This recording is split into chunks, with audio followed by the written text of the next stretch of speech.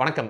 இந்த வீடியோல நம்ம எத பத்தி பார்க்க போறோம்னா, இன்னைக்கு நம்ம தமிழ்நாட்டுடைய ஒரு முக்கியமான எக்கனாமிக் பவர் ஹவுஸாவும் மற்றும் தமிழ்நாட்டுடைய தலைநகரமாவும் மற்றும் இந்தியாவினுடைய 5வது மோஸ்ட் பாப்புலேட்டட் சிட்டியாவும் அதிலயும் குறிப்பா 1 கோடி மக்கள் தொகையை கொண்ட ஒரு முக்கியமான நகரமாவும் தமிழ்நாட்டுடைய ஜிடிபிக்கு 78.6 பில்லியன் யுஎஸ் டாலர் அளவிலான பங்களிப்பு வழங்குற ஒரு முக்கியமான நகரமா இருக்கக்கூடிய சென்னைக்கு இனிவரும் காலகட்டங்கள்ல வர இருக்கக்கூடிய ஒரு முக்கியமான மெகா மெட்ரோ ப்ராஜெக்ட் பத்தி தான் இந்த வீடியோல நம்ம பார்க்க போறோம். இப்ப நம்ம இந்தியாலயே 5வது மிகப்பெரிய மெட்ரோவை கொண்ட சிட்டியா நம்ம சென்னை இருக்குது.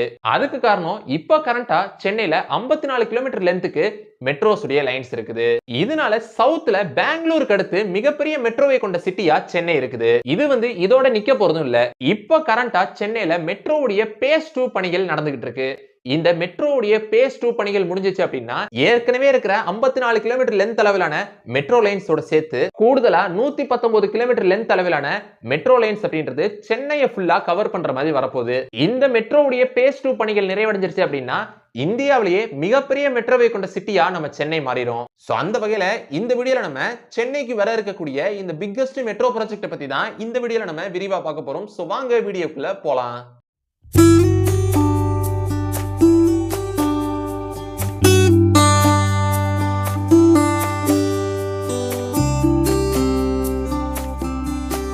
முதல்ல சென்னைக்கு இந்த மெட்ரோ ஏன் அவசியம் தேவைப்படுது அப்படின்றத பத்தி பாத்துக்கிட்டோம்னா, சென்னை நம்ம தமிழ்நாட்டுடைய கேபிட்டல் அப்படின்றத தாண்டி சென்னை தமிழ்நாட்டுக்கே ஒரு எக்கனாமிக் பவர் ஹவுஸா இருக்கு. ஏன்னா சென்னையில நிறைய இண்டஸ்ட்ரீஸ் இருக்கு. Software industry, automobile industry, electronics hardware industry, அதோட சேர்த்து சென்னையில 2 போர்ட்ஸ் இருக்குது.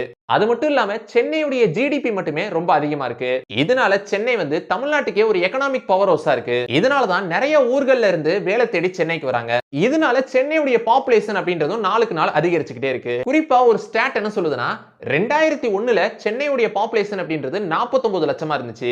அதே இது 2021 படி சென்னையுடைய பாப்புலேஷன் அப்படின்றது 1.1 கோடி அளவுக்கு உயர்ந்திருக்கு அப்படின்னு சொல்றாங்க. இதனால சென்னையில ஏற்படுற ஒரு முக்கியமான பிரச்சனை என்னவா இருக்குன்னா அங்க ஏற்படக்கூடிய டிராபிக் தான். அப்படி இந்த டிராபிக்கை கண்ட்ரோல் பண்ணணும் அப்படின்னா மக்கள் அதிகமா பொது போக்குவரத்தை பயன்படுத்தணும். ஆனா இன்னொரு ஸ்டாட் என்ன சொல்லுது அப்படின்னா 1991ல சென்னையில உள்ள 60% மக்கள் பொது போக்குவரத்தை தான் பயன்படுத்தி இருக்காங்க. மீதமுள்ள 40% மக்கள் தான் ஓன் டிரான்ஸ்போர்ட்டா பயன்படுத்தி இருக்காங்க. ஆனா இந்த ஒரு நிலை 2008ல அப்படியே கம்ப்ளீட்டா மாறிடுச்சு. எப்படின்னா 60% மக்கள் ஓன் டிரான்ஸ்போர்ட்டையும் 40% மக்கள் பொது போக்குவரத்தையும் பயன்படுத்தினாங்க. இதனாலதான் சென்னையில டிராபிக் அப்படின்ற ஒரு பெரிய ப்ராப்ளமா இருக்கு. ஆனா மக்கள் அதிகமா பொது போக்குவரத்தை பயன்படுத்தாததுக்கு ஒரு முக்கிய காரணம் என்னவா இருக்குன்னா ஓன் வெஹிக்கிள்ஸ்ல இருக்கக்கூடிய கம்ஃபர்ட் பப்ளிக் டிரான்ஸ்போர்ட்ல இருக்கிறது இல்ல அப்படின்றது ஒரு பிரச்சனையா இருக்கு. இதனால சென்னையில டிராபிக்கை கண்ட்ரோல் பண்றதுக்கு கவர்மெண்ட் நிறைய ஸ்டெப்ஸ் எடுத்துட்டே வராங்க. அதன்படி 1995ஆம் ஆண்டு தமிழ்நாடு கவர்மெண்ட் மாஸ் டிரான்சிஸ்ட் சிஸ்டம் அப்படின்ற ஒரு ரயில் சிஸ்டத்தை சென்னையில அறிமுகப்படுத்துறாங்க. இதுக்கப்புறம் 2008ல டெல்லியில மெட்ரோ ரயிலுடைய சக்சஸ் பார்த்துட்டு தமிழ்நாடு கவர்மெண்ட் சென்னையிலையும் மெட்ரோவை கொண்டு வர முடிவெடுக்கிறாங்க. இதையொட்டி 2009ஆம் ஆண்டு ஜப்பான் பேங்கிங் கார்பரேஷனோட சேர்த்து லோன் வாங்கி இந்த மெட்ரோவுடைய பேஸ் 1 பணிகளை தமிழ்நாடு அரசு தொடங்குறாங்க. இதுக்கப்புறம் இந்த மெட்ரோவுடைய ஃபர்ஸ்ட் ஸ்ட்ரெச்சை 2015ஆம் ஆண்டு திறந்து வைக்கிறாங்க. மெட்ரோஸை பொறுத்த வரைக்கும் கலர்ஸை வச்சு தான் லைன்ஸ் வேரி பண்றாங்க. அதன்படி 2015ஆம் ஆண்டு முதல்ல திறந்து வைக்கப்பட்ட இந்த ஃபர்ஸ்ட் ஸ்ட்ரெச் அப்படின்றது கிரீன் லைன் அப்படின்னு அழைக்கப்படுது. இதுக்கப்புறம் மெட்ரோவுடைய செகண்ட் ஸ்ட்ரெச்சை 2016ஆம் ஆண்டு திறந்து வைக்கிறாங்க. இதை ப்ளூ லைன் அப்படின்னு அழைக்கிறாங்க. முதல்ல திறந்து வைக்கப்பட்ட இந்த கிரீன் ஸ்ட்ரெச் உடைய லென்த் அப்படின்றது 9.3 கிலோமீட்டர்ஸா இருக்கு. அதே மாதிரி 2016ஆம் ஆண்டு முதல்ல தொடங்கி வைக்கப்பட்ட ப்ளூ லைன் லென்த் அப்படின்றது 7.7 கிலோமீட்டர்ஸா இருக்கு. இதுக்கப்புறம் இந்த கிரீன் லைனையும் ப்ளூ லைனையும் கொஞ்சம் கொஞ்சமா எக்ஸ்டெண்ட் பண்ணி இப்ப கரண்டா சென்னையில 54 கிலோமீட்டர் லென்த் அளவிலான மெட்ரோ லைன்ஸ் அப்படின்றது இருக்குது. இந்த நிலையில தான் கடந்த 2020ஆம் ஆண்டு சென்ட்ரல் கவர்மெண்ட் சென்னையுடைய மெட்ரோ பேஸ் 2 பணிகளை தொடங்கி வச்சாங்க. இந்த திட்டத்தினுடைய எஸ்டிமேட்டட் பட்ஜெட் அப்படின்றது 63,000 கோடியா இருக்கு. இந்த சமயத்துல தான் ரீசெண்டா சென்ட்ரல் கவர்மெண்ட் சென்னையுடைய மெட்ரோ பேஸ் 2 பணிகளுக்கான நிதியை விடுவிச்சிருந்தாங்க.